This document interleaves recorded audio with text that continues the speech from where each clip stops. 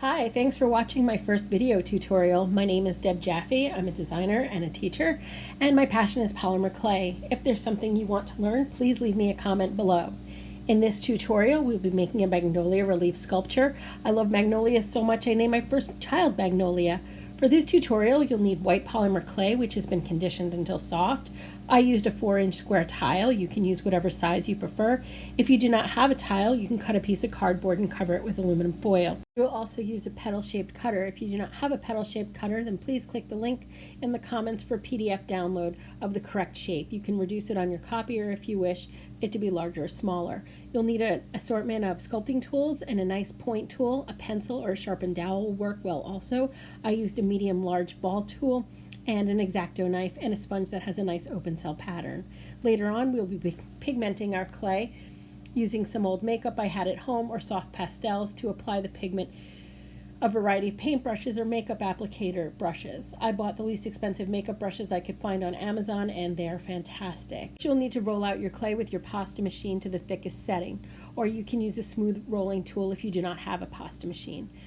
You'll cover your tile with the clay you rolled out. Take care to make the edges nice. I rolled out my clay again to a little thinner, and then I cut about 6 petals using my petal cutter. Now I'm going to try to take care and make sure that the edges of my petals are a little bit smoother and look a little bit more natural and petal looking. I use a combination of my fingertips and the palm of my hand, just kind of softening them up and giving them a little bit of a texture in my palm. I use my tool here just to kind of roll out the edges so that they look a little thinner at the edges. It doesn't matter how thick they are really if the edge is very thin. So as you can see, I was just trying to build it up there just to give an idea of like what the difference is between the uncut, the untextured ones and the ones that were textured. And I'm also trying to like kind of come up with my composition. So then I roll the pasta machine so that I have thinner petals now, and I cut a few more petals. So again, you can see that I'm just kind of sculpting them around, and what I've done is I've put a little piece of clay that's kind of shaped the way I want to give the clay a little bit more body so that it'll hold it up and make it look more realistic. I work from the front of the flower to the back just because I find it a little bit easier for me to see what the back is going to look like if I can see the front first. So this is my technique. Your technique may be different. Please leave me comments to tell me what you did and didn't like. Like I said, this is my first tutorial that I've actually put online, so just let me know how it's going for you. So here you can see a little bit better of how I make that back piece, because a magnolia flower kind of has a nice ridge to it. So the back of the petal, which is not going to be seen in your finished product, you'll have this little ridge that you can work on and kind of sculpt around to make the front petals look as realistic as possible.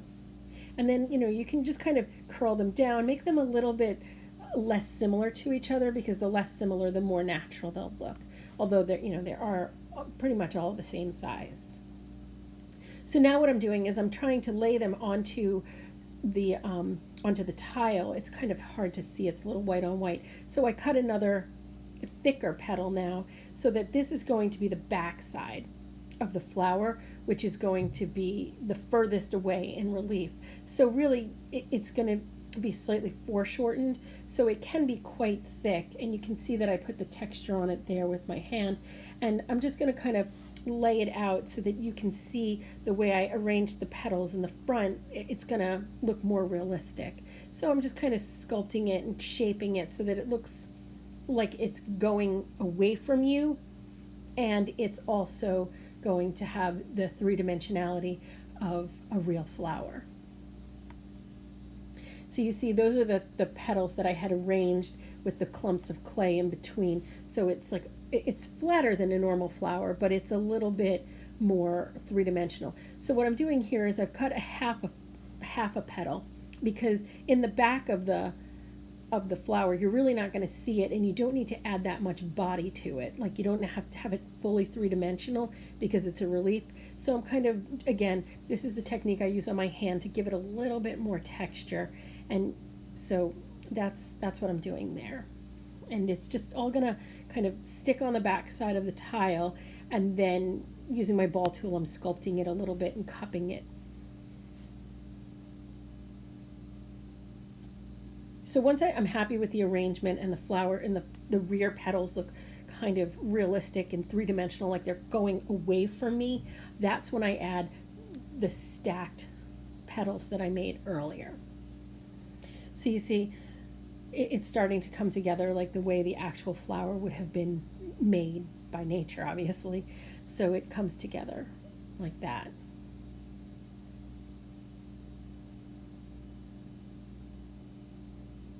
And I'm just kind of curling down because when magnolias grow, they tend to curl out. The older they are, the more they curl out. So the outer leaves are usually much more folded away from the stamen. So what I'm doing here now is that there's another petal that's going to be on the left side, and that one is going to be more folded out, but because this is a relief, again, I've cut it in half, so it's only half of a petal shape, and it's folding more. And I'm just trimming away some excess just to get it out of the way. And you see it's a little thinner. It's a much thinner one than the ones that were in the back, and it folds all the way down now. Magnolia flowers have like a little soft leafy cup that hold the flowers in place. So that's what I'm adding now. And sometimes they tend to come away a little bit depending on the age of the flower. So that's what I'm adding here. And I like to just roll my tool over it just to give it a little bit of a smoothness to it. You can see it's kind of sticking out a little further than I would have liked. So I'm just kind of using my tool to kind of rolling the tool down just to kind of give it a little bit of a softer transition there. And the ball tool actually is like, they kind of have an undercut, so I like to use the ball tool because that's where the stick is going to go. So next, the branch is going to come down, and nothing works as well as nature to sculpt nature. So I went outside and I got a branch, and so I rolled out a little piece of clay there, and I'm just giving it a texture with the stick that I've got, just so that it can get a little bit more natural looking. And I also kind of scraped at it a little bit with my X-Acto knife just to make it get a little more branchy looking.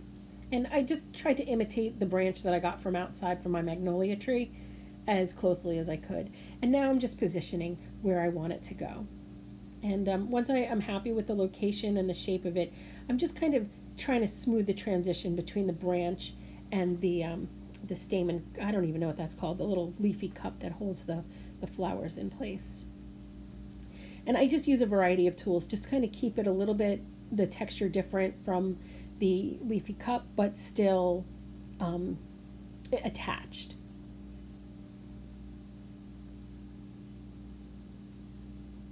And I'm just smoothing out the cup again. I'm not really 100% happy with the way that came out, but sometimes you just have to go with it. And once it's all painted up with the pigments, it ends up looking fine. But it took me a little bit to make that a little bit more happy. So what I'm doing is I'm actually using the soft tool there to kind of push it into the background. This clay is extremely soft, and I'm just showing you the edge there. It needs like in something else. It wasn't like perfect, and at that time I saw the flower, and I just needed to add another petal there to make it look a little bit more cohesive, like it wasn't just stacked leaves. So I just I took the other half of the other side and I just kind of sculpted it into place so that it would look a little bit more realistic from all angles.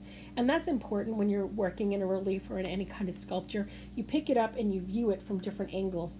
I'm tending to look at this very top down and in one direction, so sometimes it's good to stand up, get away from your work, and have a real look at it.